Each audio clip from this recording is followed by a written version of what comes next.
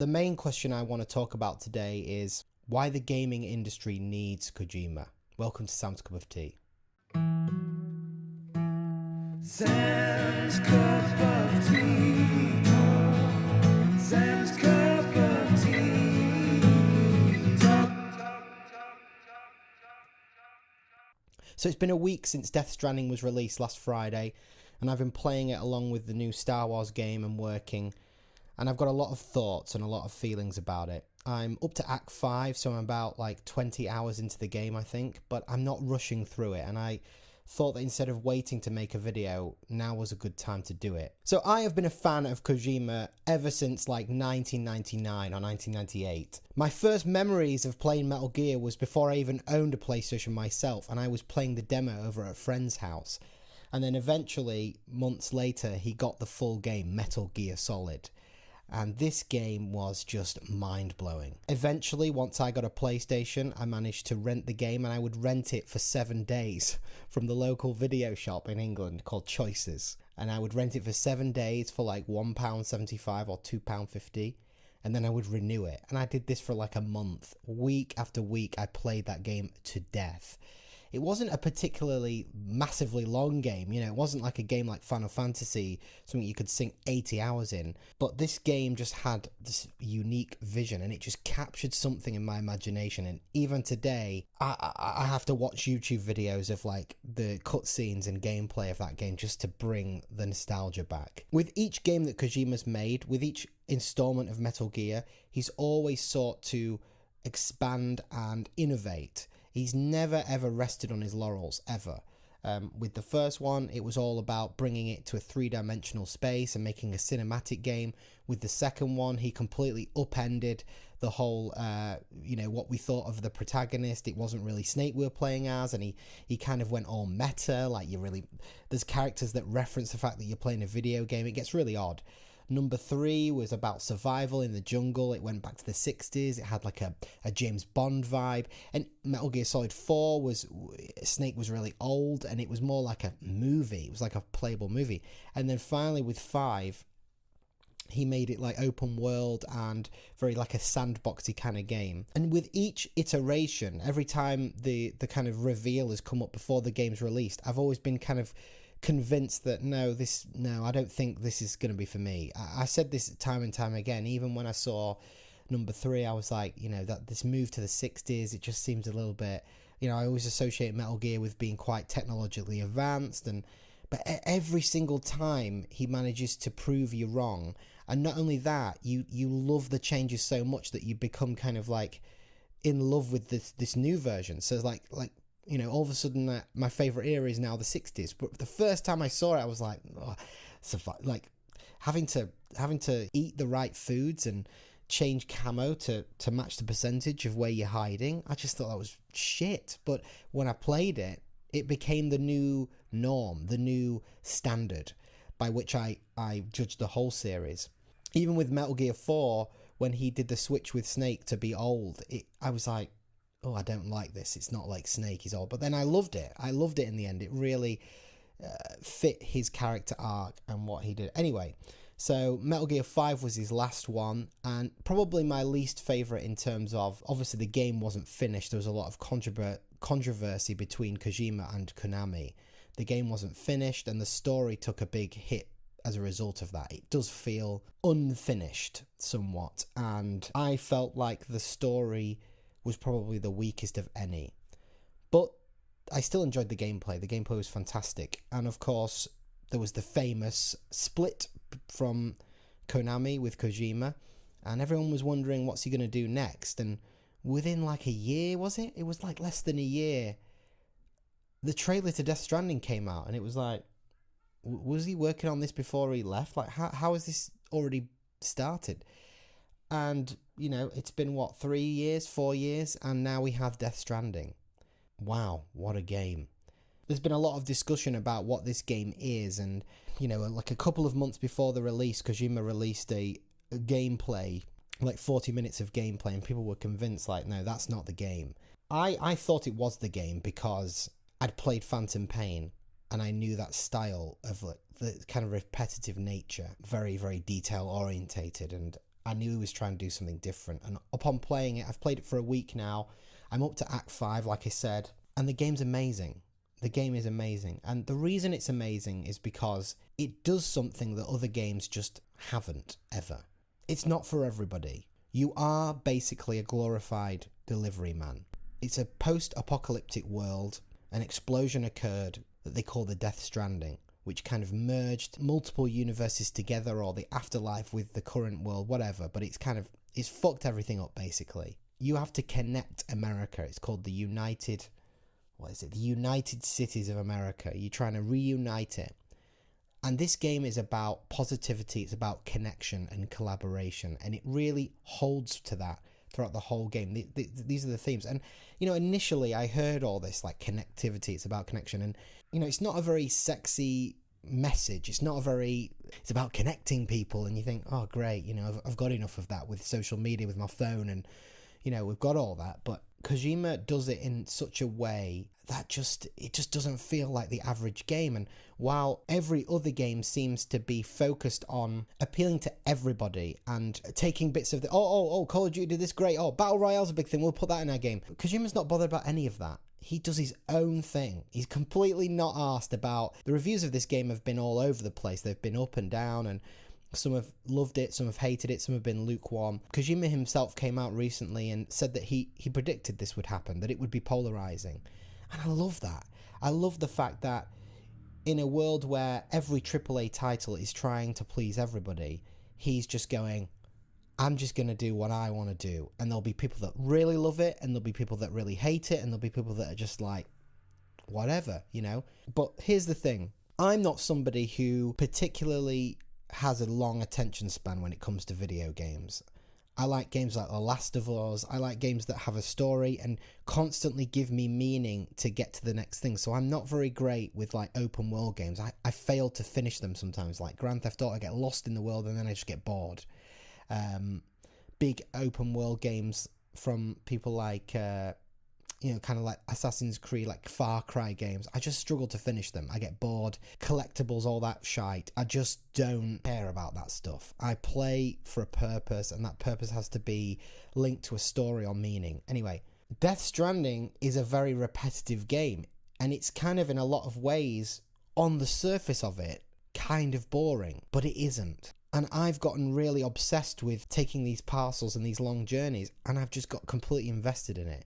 I love it. When I first put the game on, I worried that it would be a little bit too like Metal Gear 5, where Metal Gear 5 was very gameplay heavy and very collectible, it was very sandbox heavy and all that lot, but the story was wafer thin. Kiefer Sutherland barely spoke as the new big boss, and it was just kind of like, I was a bit ambivalent to the story.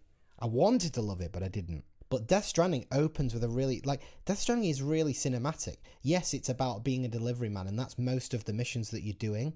But the opening, hour or two is just like a Metal Gear game, it feels like. There's a lot of cutscenes, there's a lot of story. In between the big chunks of story, there are long swaths of delivery. And if you can enjoy that bit, and I feel like it gives you enough meaning, not only within the gameplay, but within those story beats, that it just keeps you going for that amount of time. It won't keep everybody going, and I'm sure there are people that will lose it, lose the point. But for me, Kojima just has this special sauce, this special ingredient that makes his games just resonate with me. And Death Stranding is just that. It has social media aspects, so connecting online, and I highly recommend, if you play this game, play it online, because you're basically connecting points of the world to what's called the chiral network. The chiral network is basically like Wi-Fi, or like a glorified version of Twitter or something like that. Once you plug an area in, all of a sudden you can see other players, objects that they've built, so generators, ladders, all stuff that helps you. And as soon as you connect to that, the world becomes a lot easier to navigate. And building structures like bridges takes a lot of material, so if somebody's like halfway built something, you can help to build that. You can also build roads. So there is this kind of like collaborative effort. A lot of people have referenced it's like Dark Souls, and that's true.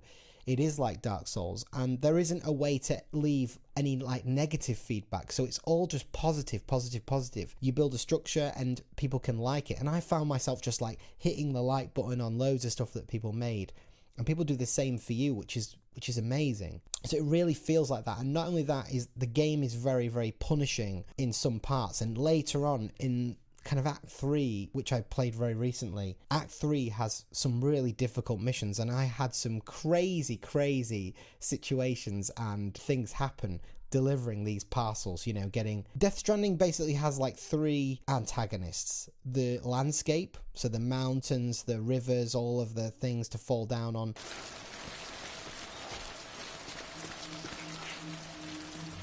I'm gonna have to climb.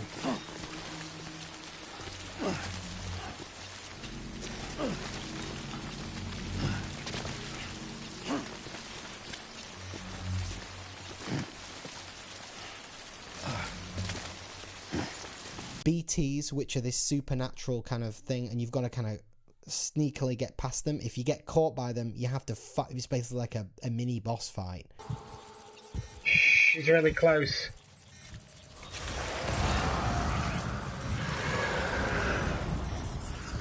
And then third are the mules, which are human beings, and they basically try and steal your cargo and incapacitate you.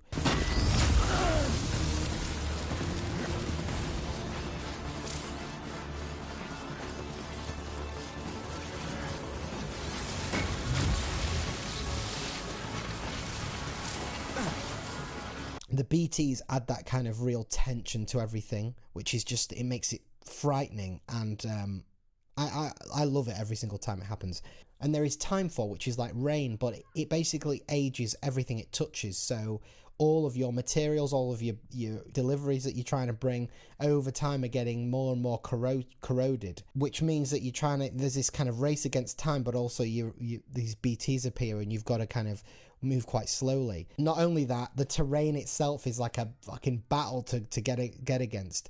Yeah, it really is a tense game. Like I said, the mules as well are human beings, and there's a little element of stealth, but stealth is really clumsy in this game. It's not very well explained. You're often on quite open terrain, so there isn't really much to hide behind, and I just find myself getting seen by these guys every single time. And combat is not what you've experienced in Metal Gear. It's quite clumsy and inaccurate. And knowing that what Kojima's capable of in the kind of brilliant tight control sense, I feel like this was a decision, a direct decision to make combat clumsy and difficult so that you feel less empowered. You don't feel powerful in this game. You feel very vulnerable, and that's part of the appeal, because when you finally get to a delivery point, you feel like so relieved, and somehow you made it. And so when you're loading up at the beginning, you have to decide where you put things, and every single item in the game doesn't just disappear into a Mary Poppins style bag and you can just carry shitloads of stuff. You have to literally carry everything, and it all factors into weight distribution. So if you want to carry a ladder, you can like attach it to your suit, and just so expertly done. This is a game that you have to spend a lot of time in, and it's difficult as well. You need to be invested in the ideas and the concepts, and I was. It wasn't a chore for me. I feel as though lately fandom and being a fanboy is kind of shat upon recently. So you're just a fanboy, you'll like it. Yeah, of course I want to like it. I'm a fan of Kojima. You know, people that are fans of all kinds of franchise, you go into these things excited and you want them to be good, right? That's kind of a positive thing, is it not? Doesn't mean you can't be critical, but sometimes there are things that you can overlook because you trust the person. They've built a trust with you. A franchise has built it. And Kojima's built that with me. I'm not always, you know, that's the whole reason I play his games, because I wouldn't think of those. Otherwise, I'll just make a game. Do you know what I mean? How boring would that be if every decision was something that you could have thought of? He thinks of things and he shows you things that you necessarily don't think you needed in a game or didn't think you wanted, and it gives you it. And so, yeah, this game is a challenge. And in Act 3, I had some real slugs, like over an hour, of just getting from point A to point B, trying to get these deliveries where I'd fallen down a crevasse because I got attacked. I was trying to figure out a way across this thing, but I didn't have a ladder.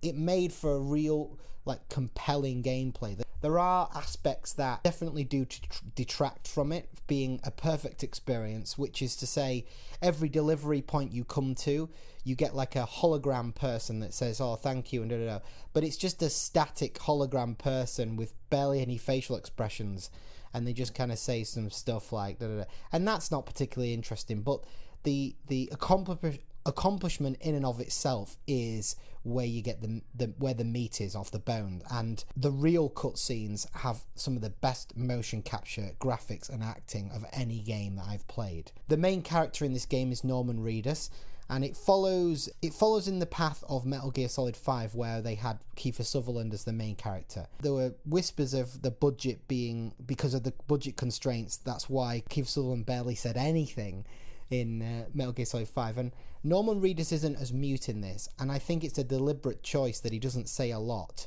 I've heard some people say that they found his character Sam, the delivery guy, to be bland, but I don't feel like that so far in the game, and I'm quite a way through it. I feel like I'm identifying more and more with him. He's quite stoic in his character, and that's kind of the person he needs to be to do this task, right? To be this kind of delivery guy, to do it. And he'll now and again like mumble to himself in the game, like over and over again, oh, that does, you know, or like he's happy to appreciate it, or that he's finding things difficult. And I just found myself really attached to the character. And there are some games that do things that elevate the realism, and it can be quite tedious or pointless, and you think, why wouldn't you just make this easy? Why?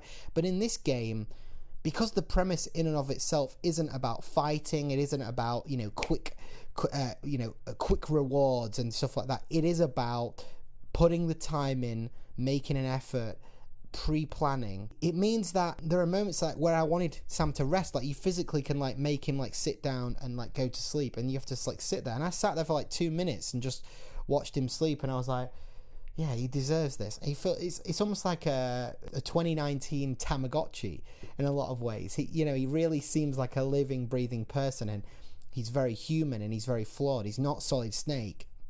He can't run 50 miles an hour for 20 minutes non-stop.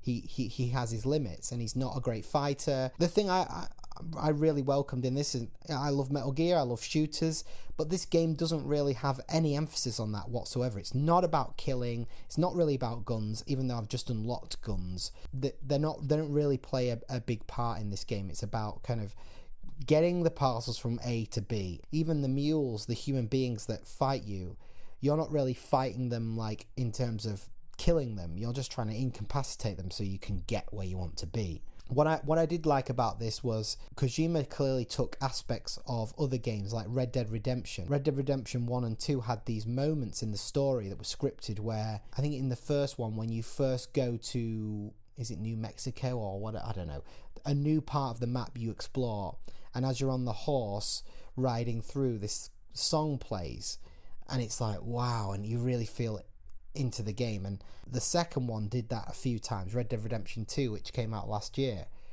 and it really makes you feel like those are the moments that I really loved about Red Dead Redemption, probably the most.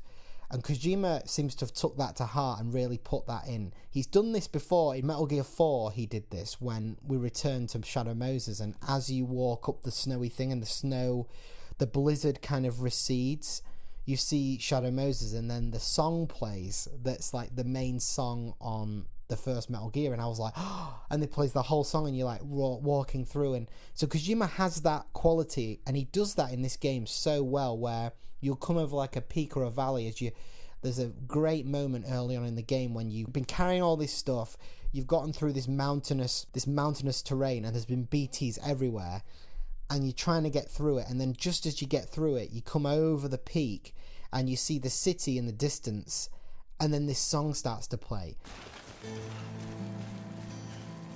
Oh my god, look, we've reached it! In this, more than any other game, Kojima's got a lot of licensed music. There's a lot of Low Raw in there, there's some Khalid, there's other artists I've not really heard of. At certain key moments, as you're just getting to a destination or something, and it kind of reinforces, it's kind of Kojima's way of saying, look, this is a game about soaking in what's around you, soaking in the atmosphere. And what else? I mean, the music, obviously there's a scored music as well by Ludwig, what's his name? I don't know what his name is. What's amazing about this is that Death Stranding is a AAA game, and yet it takes so many risks, and it's so different. It's a game that you can see even in development, Sony must have realized that this would be polarizing, that it wouldn't appeal to everybody, and yet they still invested the funds, and it's a great thing to see. And it's one of the reasons why we do need Kojima, because Kojima's always been one of those people who, he has the acclaim and the clout of a AAA, but he also isn't prepared to just do the anodyne option and copy and paste what everybody else has done. Too many games at the moment in the AAA sphere just do what's already established with mild innovations here and there. When there is an innovation, everybody just copies that. Battle Royale. Okay, let's put a Battle Royale. Call of Duty, Battlefield follows suit. Every single game followed suit. AAA games only get the budget that they need, or game developers only seem to go in the direction of the flavour of the day, and it makes for a very samey landscape. That's not to say that there aren't some great games. I mean, I really enjoyed Apex Legends, which is a good battle royale. The recent Call of Duty's been good. I'm just playing now the Star Wars Fallen Order, which is great. It's not revolutionary in any sense, but put together it's a great game. But Kojima sits on his own plane, and what's great about it is that Death Stranding reminds me of games like Journey and other little indie titles, and while they were amazing, they are just indie games, and they don't affect the AAA landscape like a AAA title like Death Stranding does. So it's so important that Kojima's made this game, because he's proving here that you can put a lot of money into a game like this and people will still buy it. People will be interested in a game that's not about killing and that doesn't follow all of the same flavors of the day. And that, you know, sometimes it's good to take a risk. It pays to take a risk. And this is why Kojima is still such a great influence on the gaming industry. And it's been 20 years since Metal Gear Solid 1 came out, and he's been doing this for 20 years. He's proved it time and time again. And I hope that other developers will see Death Stranding, be inspired to move in a more unique direction. That's what I hope, anyway. You know, the world at the moment is very politically divided, the left and the right. There is a real tribal mentality going on in the West right now, especially with in UK with Brexit and with Trump and identity politics, etc., etc. And this game sits as a real positive ray of light, and it has a positive message about the importance of overcoming our differences and coming together and connection, and how, you know, at the end of the day, we need each other. You know, there are games that are games, and then they have a message that's like the cherry on the top, right? This game embodies its message. It absolutely takes the ethos of what Kojima does, and he's weaved that into every single aspect of the game, and that takes real confidence and it takes real vision. And so what's great about Kojima and Death Stranding and every Kojima game is that you can feel his DNA, his artistic tendency in every single aspect: the music, the UI, graphics, the choice of structure of mission. And when, you know, you just feel like he's expertly designed all of it, and that the team that he works with are all on board with that design too. What's great also is that this is such a visually and conceptually striking game. It's so unique. And of course, Yoshi Shinkawa is the art director, who's been there ever since Metal Gear 1, and fucking hell is he good. Like, I love his drawings, his designs, his artwork has captivated me ever since Metal Gear 1, and he's just a fucking genius. And him together with Kojima, it's almost like a match made in heaven. And now, of course, Kojima is such a big fan of Hollywood, and he obviously wanted to be a movie director that's well known, and he kind of has his cake and eats it. He gets to make a video game and also has the motion capture of like Mads Mikkelsen, Norman Reedus, all these fucking amazing actors and actresses. So it's just great to see. And of course, bands. He's got Churches, Low Raw. He's got a lot of Khalid in there, a lot of great artists now, all contributing. And there's like a soundtrack, and all these songs contribute and are about connection and about that theme. And it's just kind of like, you feel like Death Stranding has this feeling of like collaboration, like there's artists that collaborated, actors that collaborated designers that collaborated, players that are now collaborating to play the game. You know, that playing the game is a collaborative experience in and of itself. It's just great. It's just a great game. So I highly recommend, if you're into video games, if you're a fan of Kojima, check this out. Be warned that if you're after something that is a little bit easier to get into, you know, go and play the new Call of Duty or try the new Star Wars Fallen Order or something like that. Avoid this if you don't want something that is going to test you and take a long time. But if you want something that's different and you want to try something fresh, this game delivers, man. And I'm a big fan. I'm on board 100%. Really enjoyed it so much, and I have such stories to tell. Every time I pick up the game, I end up playing it for 3 or 4 hours and have these epic journeys that were kind of unscripted in some senses and in other ways scripted and great. If you put the time in and invest in delivering these packages and playing the game, following the story, it will reward you, not only in the feeling of accomplishment, but also like recently I got to Act 4, and Act 4 was absolutely crazy, and it had another story beat. And so there are like Metal Gear moments, and I hear as you get further on, there are more kind of Metal Gear-ish type things that break up the kind of delivery stuff. But, you know, there are like Act 3 is a hugely long act of just mainly just doing that without much in between it. So if you don't like the monotony in the first kind of act or two of the game, then you're not gonna like the game, you know. So I wouldn't recommend it if you don't like the first couple of acts. Then no, you won't.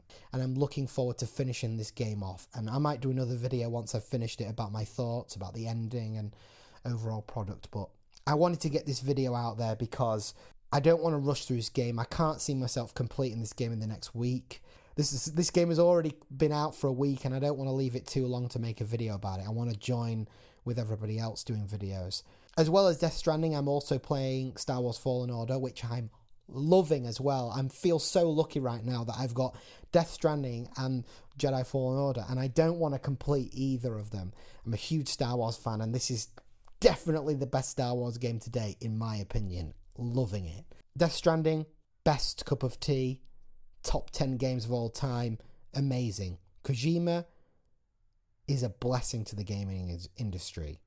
Amen. Please subscribe if you want to see more videos about video games and movie reviews, and I'll be doing a video on the new Star Wars game very, very soon. Sam's Cup of Tea, signing off. Sam's Cup